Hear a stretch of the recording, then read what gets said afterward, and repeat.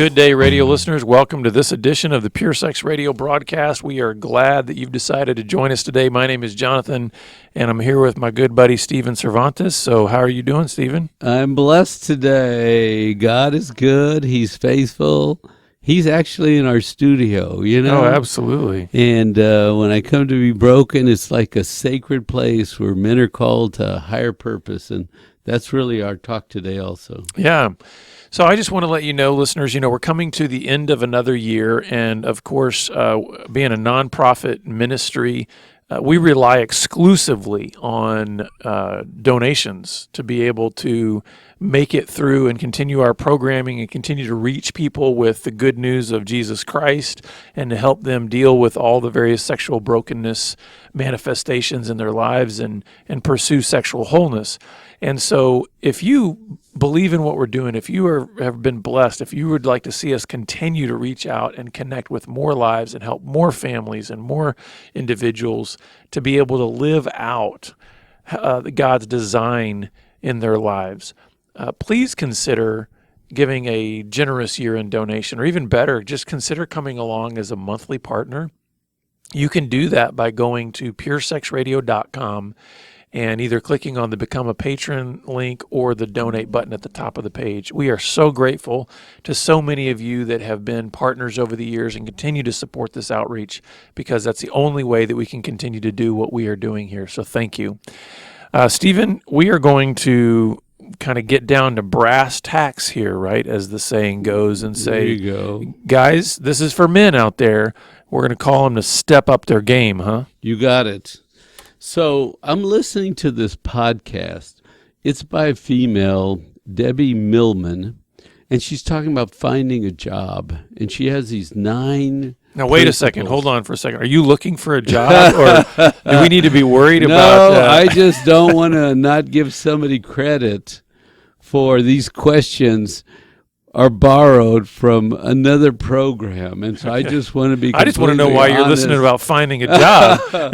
No, I'm just listening to a lot of podcasts, and they're interviewing this woman that's very successful. They're interviewing all these leaders, okay? And so I wrote down her questions. I thought, man, I want to apply these to sexual integrity and personal growth and recovery work. So we have 9 questions, and I'm just going to ask them. And so the point would be, if you could find one of these, if you get called to step up your game, or if one of these causes you to step up your game, mission accomplished. 9 questions. Think about one of these questions. And just for clarity, the game being, pursuing greater integrity, pursuing sexual wholeness, right? That's right. Through exactly. recovery or whatever else. Yeah, and we had this big discussion. Are we talking about recovery work? Are we talking about sexual integrity work? Are we talking about purity? Are we talking about emotional growth, personal growth, healthy living, being more Christ-like? What are we talking about? All of it, okay? Mm-hmm. Because it all blends somewhere in this process, all these things. So number 1, am I spending enough time looking for, finding, and working on? So, there's actually 3 things there. But are you looking for good material? Are you on the lookout for material? There's podcasts. I hear guys tell me all the time, I heard this new podcast, and it's challenging me to integrity. I got a new app, and they're checking. You understand? I'm a man that's looking for ways to help myself grow. I think this is key because, so I've got 3 teenagers. They're all in high school. And one of the things that has come up quite often through their entire sort of educational career is this difference between learning for the test and learning how to learn. Yeah. Because guess what? I don't mean to get sidetracked, and we're not going to go down this rabbit hole, but much of our education system is learning for the test. Yeah. But that doesn't teach you how to learn. Right. And so what you're saying here is, man, are you somebody who is learning how to learn? Are you continuing to say, 1, I have areas that I'm recognizing that need growth, and so therefore I'm going to go pursue materials and resources and environments and people that are going to help me Yes. in that growth area. Because what is that man going to do? He's going to find another man. He's going to share that with. Mm-hmm. When you're looking and finding, then the next thing you're doing is sharing. Because you're probably not going home and hoarding. You're having lunch with somebody, talking to somebody, hey, what are you doing? I'm looking. And then the second part is finding. Mm. Because I tell you what, there are guys that say, you know, I'm looking, and they'll read the first part and they'll put the book down. But they're not finding tools. They're not finding and grabbing. Maybe they like to look around and flip around, but they're not deepening themselves by finding So material. if I hear you right, you're saying looking for is sort of like lifting your head and looking around and saying, what's out there? Mm-hmm. Finding, it sounds like you're saying dig in Yes. to what you see, right? And then working is the next one. Stay at it. Yeah. Start a program. Do some step work. Do some chapters in a book. Read a whole article from beginning to end. Listen to 3 podcasts, 5 podcasts. Or another thing might be like, okay, so let's say you go visit a group, right? Yes. Stay with it for at least 3 months or something like that. You know. Good. So look, find, and work. Are you doing those 3 things? Because I'll tell you what, there are guys that would show up in our group, and they were looking for a group, and they would find us, and these guys told us biblical answers, and they said, this is how you fix the struggle, and they just spouted Bible, and then they were gone. After 2 meetings, we never saw them again. Mm-hmm. They talked the whole time. They had all the Bible answers, but they were not willing to do the work. Right. They just wanted to show up and have something to say.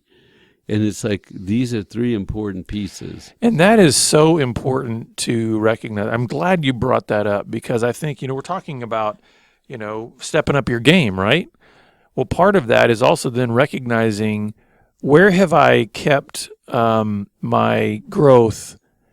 Have I really put my growth in my head or have I put my growth in my feet? Because I think of it this way. There's a lot of people who claim faith, and they think that it's by the amount of knowledge they have in their head. When I think God actually measured it by where are your feet going? How much footwork are you putting into, like, obedience to all of that head knowledge is far more beneficial than simply saying, oh, I can spout the right answer here. I know the right answer. Right. My life doesn't reflect it, but hey, I know the right answer. So it's like, no, you got to actually live it. And those guys sound interesting and fun, but only for 1 or 2 sessions. Exactly, Then it's like, give me the depth, and then you got it. It's like next. So the second question is, are you constantly being refined or working to improve your skills? Mm-hmm. So that I am growing. I'm being refined. I know that's the mission. I have to get better. And I've accepted that the way to do it is 1 step at a time to improve my skills. How do you do it? You do it. It's what you said, 1 step at a time. You got to walk forward. You got to walk it out. You got to walk through, right? So let's talk about this just for a minute because I can imagine some of these guys out there going, okay, what are the skills? So maybe we can just rattle off a few things that are like, hey, when it comes to being a man of integrity, a man who's pursuing sexual wholeness, one of those skills is making sure you've got good boundaries to be able to say, I'm living within what God's design is. So listen, it's assessing your television and movie watching and what you're doing on the internet, and there's skill there to be able to say, I need to have those boundaries. There's also skill in pursuing God. Time in the Word, time worshiping with others, prayer. There's obviously the accountability elements of, hey, I need to press into a group and really begin to learn what it means to be mentored and to actually have men who are walking alongside me. Confession is another skill. So I'm rattling off a lot here, but I think, continuing to look at what those skills are and where you're most deficient is going to be able to help you say, okay, maybe for this next month, man, that's the one area I'm really going to focus on. And that's, I think, what you're saying here is, am I willing to go after improving those skills? So I want to plug our material now. You have a book, Grace-Based Recovery. Yeah. So if somebody wanted to learn some skills, there's 9 chapters, you said. There are 9 lessons. Those are 9 skills, right? Yeah. I have a workbook called 40 Days to Oneness. Yeah. It's under my name at Amazon. If you want to work on something, right, you get a book. Yeah. You get a resource. What else would you plug right now as a resource you have? Well, we have our Pure Life Academy online training platform. Perfect. There's several courses on there. You want to do yeah. skill building? Yeah. So recommend one right now. Some guys out there going, what do? I go to Pure Life. What are you talking about? Oh, well, one of the courses is 40 Days to Purity. There you go. So you could sign up. And that's different from 40 Days to Oneness, by the way. Yes. Oneness is for marriage relationship. Good. 40 Days to Purity is for like just, hey, pursuing the purity. Yeah. So you could sign up and daily you get the lesson. So skill building, right? You get material, you get in relationships, you get in group, you learn lessons, you try things. What can I continue to do to get better, right? And so let's talk about you and I. Can you get better? I hope so. And what can you continue to do? Because, I mean, you start the journey, right? And it looks like it's forever, right? In the beginning, it's difficult.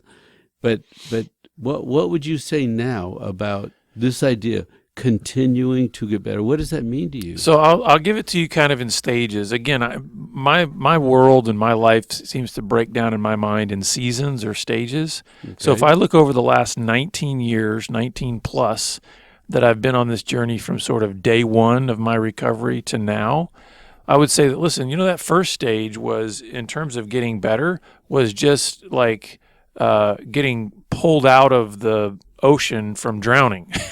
So there was a sense of, if I can put it this way, a lot of self-care that was needed and just trying to get better in terms of those boundaries and those kind of things. Then there was the stage of relationship rebuilding on all levels, with my wife, with my church, with my family. And so there's a lot of relationship building about getting better as how do I learn to relate better in these relationships. Then there was the God moving me into ministry of really saying, okay, now how can I help other men get better in this area? I feel like the stage I'm in now is, how can I invest all this experience into other leaders? So all of I think we're always going to be in process of getting better, but the manifestation of that can be different based on the stage that we're in. But the question here is, what are you doing in the season you're in to continue to get better? How would you answer that question in terms of? Yeah, I was just thinking that. And I hope that every man out there is saying, yeah, I'm on a mission, and there's no end to this getting better, growing, right? Being transformed, if you want a biblical word, right? The whole idea that at this stage, I still want to capture material and develop tools to help men. And you and I were talking about that before. Next year, what's the theme? Yeah, it's the emotional training for men. Whole year of emotional training for men. I'm excited about that. Yeah.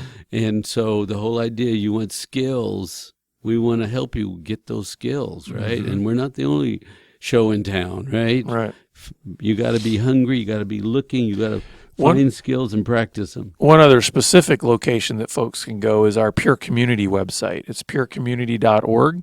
And that's where we have all kinds of books and blogs and even other podcasts. And so if you're looking for, again, materials to help you grow in those skills and also just get better, that's a place to go as well. So the next question is about working hard. It's funny because my dad was a hard worker. And so when you worked, you didn't mess around. He called you on it. What are you doing?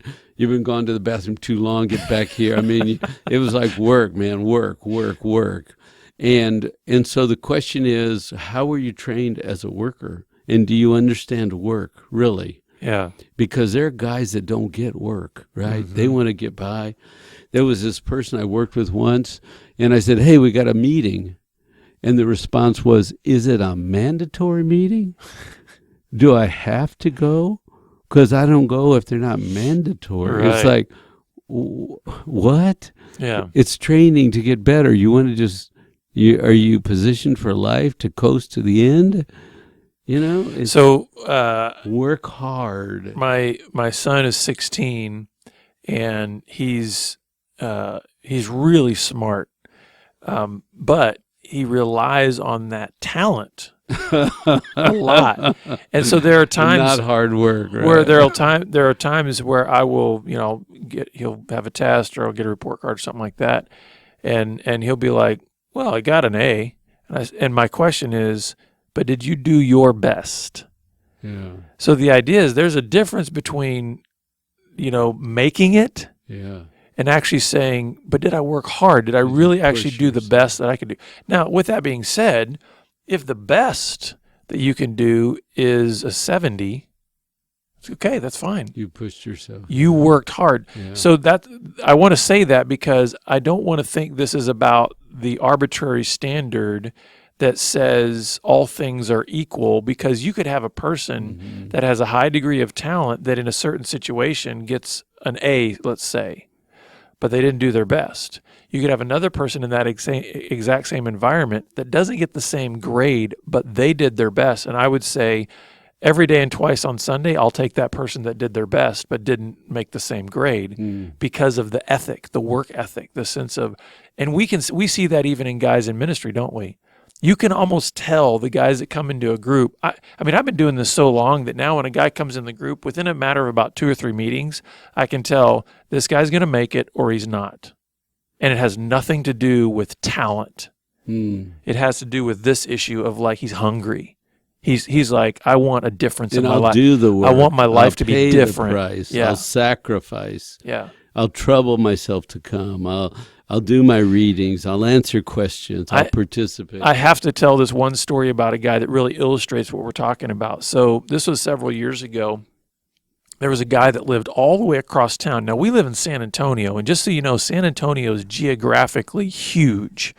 Like, if you say you live across town in San Antonio, and let's say, we're up here on the northeast side of town, and he was on the southwest side of town, we're talking easily a 1-hour drive. Easily. If there's traffic, could be even more. He was coming up to our group on the northeast side of town. And one of the things that we asked is, because I asked him at one point in time, I said, there's actually a church not too far from where you're at that's got one of the groups that's in our network. Why don't you go there? He says, I wanted to do something hard. I love that. He said, I wanted to do something that was going to be inconvenient for me to try to train myself to understand what recovery is really about. And I was like, high five, man. That's exactly what it's about. I love that line. Do something hard, right? Do something hard because it's discipline, it's training. We've done the easy. We're good at the easy. So he was not asking, is the meeting mandatory? He was actually saying, I'm not going to cut corners. I'm going to do the difficult thing because it's going to inconvenience me and remind me that sacrifice is necessary for change to happen. So the next question is, what can I do and what should I be doing? So I can do some things and get by. But to do the hard work, I really should push myself. Mm-hmm. So here's the way I would frame this. I remember years ago, a good friend and a good mentor in my life actually said to me, he was seeing that I was starting to get stretched in too many different directions.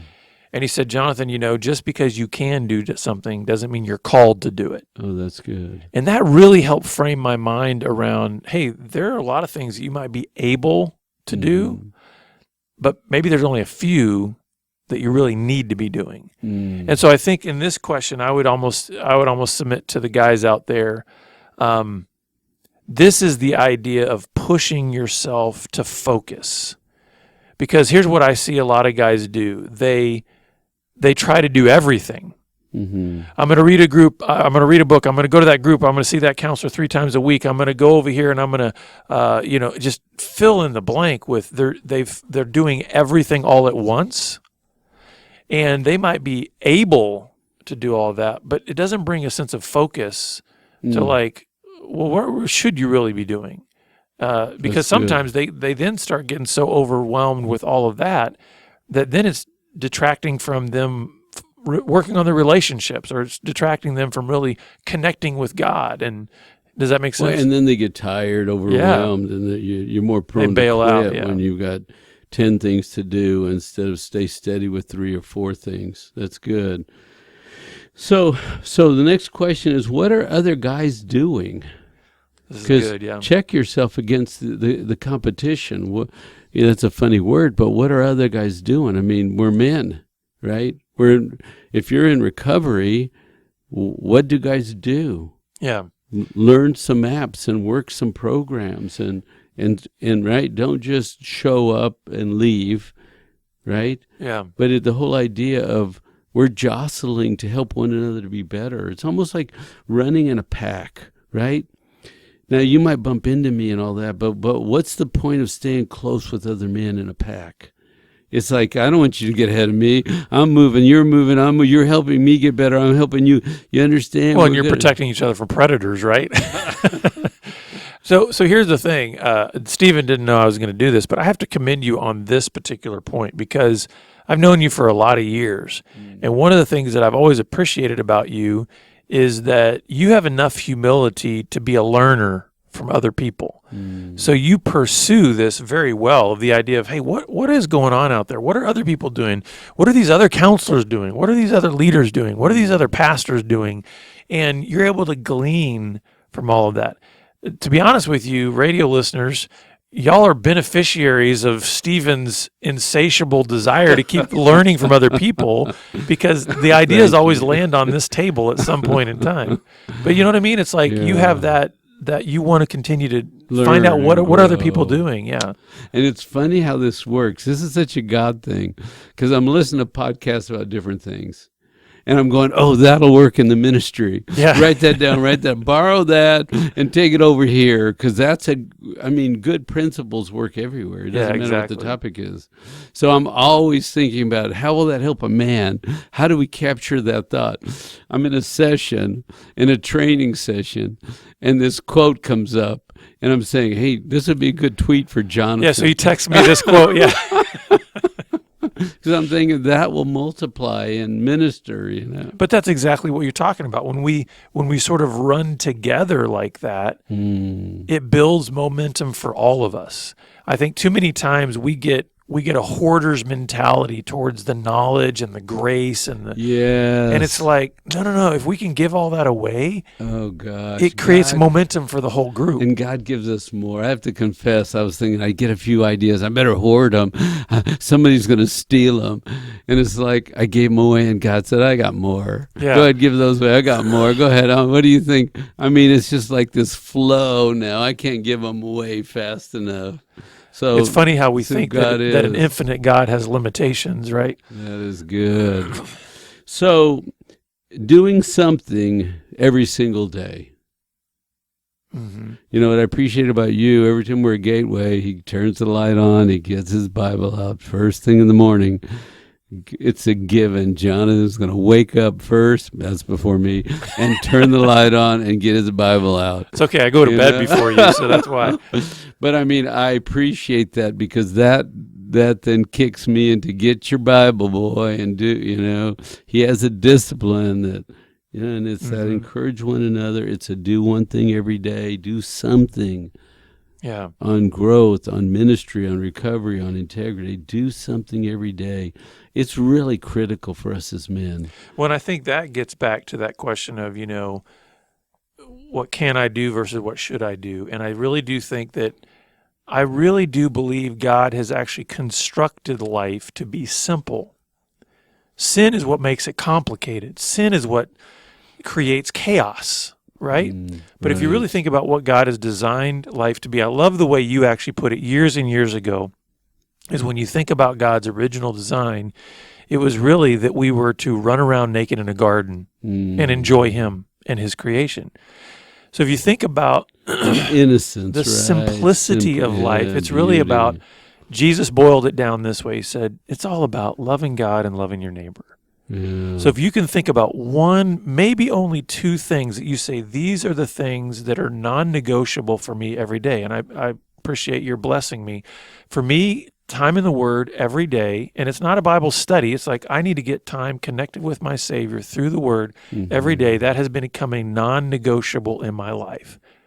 And it creates a centeredness to each day, because it's like, hey, I've made that a stake in the ground that this is not optional. So on those days that I get up and I'm not feeling like it, guess what? I still get in the Word. It creates a discipline that moves my life in a certain way, and I think that it's helpful for what we're talking about here in terms of stepping up your game and creating those disciplines. So we're working to stay in great shape, right? By design, to be fit, if you will, sexually fit with integrity, and working on that every single day, working on fitness every single day. It's funny because I'm going to use a story here. I decided that I was going to shut down my fat storage warehouse. And so that I was going to have to change my eating, because I've been carrying around extra weight, like I needed it or something. I might get hungry. I better have a few extra cells or something. And so this idea of staying in shape, even physically, means I had to change my eating. I cannot eat the same because it gets me to the same place I don't want to be. Right. And so the idea of being fit, it's funny because if you go to Hope Counseling SATX on Facebook, you're going to see my article on I'm shutting down my fat warehouse. And then I'm telling, there's a second part in there where it talks about what I've had to do in the discipline. And one thing is that I can never eat the same. I can never eat the same. And I have to repeat that to myself every day. I can never eat the same and get to my goal. Because if I eat my old way, I'm not getting to my goal. Yeah. And that's training, and that's principle. And you're saying something that that I want to close with that I think is really important. Sometimes guys enter recovery, or they start moving away from the things that have been unhealthy and just start engaging disciplines that are different, but don't have a clear vision of what they're aiming for. That's good. And so I think as we talk about this issue of sexual wholeness and integrity and living by God's design, it's important that you explore and have clarity of what that actually is, so that then it makes sense why you're making all these changes, why you're doing these things. Because then on the days where you're like, I don't feel like it, you can pull out the vision and go, but wait a second, that's who I was made to be, and that's where I want to go. And I'm going to train. So I have to do this today in order to get there. And so I think it allows you, like when you're changing your eating habits, to realize I can still have joy on this journey when in my gut, no pun intended, I want to eat that chocolate cake. Yeah. But the goal that I have is higher value to me than the momentary pleasure of that chocolate cake. Yes. And the same thing can be done with when you think about porn. Listen, the goal of me being a man of integrity and living faithfully by my Creator's design has a higher value than me looking over here at this porn. So if you want more help along this journey, please reach out to us. We've got lots of resources to help you with building these skills and upping your game. And we look forward to having you back here again next time on the Pure Sex Radio broadcast. Take care, listeners.